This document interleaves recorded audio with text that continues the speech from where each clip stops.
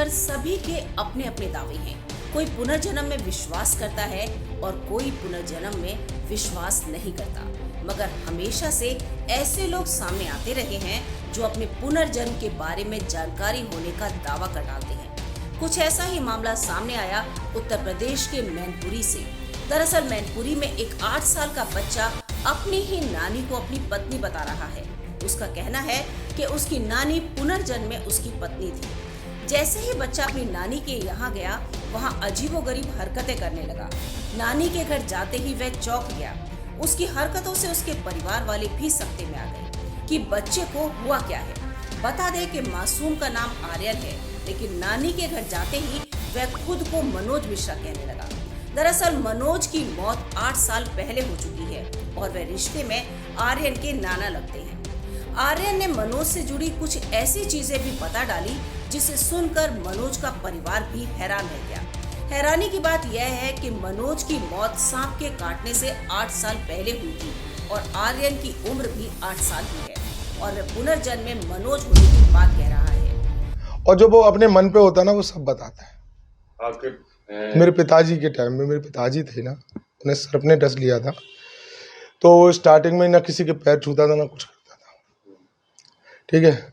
और जब वो मन पे हो तो सब कुछ बताता है कि ये गेट किसने तोड़वाया, किसने लगवाया, ये मैंने ऐसे लगवा के गया था, इसकी कीलें कहाँ गई, ये चीज़ बताता रहता है। और अभी छोटा है और बड़ा होगा तो और कुछ बताएगा, तब होगा जो कुछ। नहीं, वो आपकी माता जी को बताता है कि ये पत्नी है हमारी। हाँ, वो तो कहता है, पत्नी कहता है, मुझसे भी तो कभी कभी अजय ही कहता है, लड़का ही कहता है, ऐसा कुछ नहीं। लेकिन अभी तो बचपन है उसका, देखते हैं आगे चल के क्या होता है। अगर वो बताएगा तो मैं अपने पास रखूंगा उसको। जो अपने पास रखा। हाँ, तो जहाँ शादी हुई है आपकी सिस्टर की, वो लोग नहीं विरोध करेंगे? वो विरोध करेंगे तो विरोध करने तो क्या दिक्कत जा रही है। जब मुझे लग रहा है कि मेरे पिताजी हैं तो मैं तो रखूंगा। हैरान करने वाला ये मामला मैनपुरी जिले के गांव मंगलपुर से सामने आया है। 8 साल का आर्यन अपनी नानी के घर गया।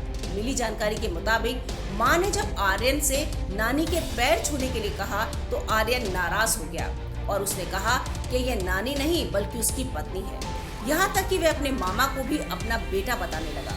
परिजनों को कुछ समझ में नहीं आया। वह खुद मनोज होने का दावा करने लगा।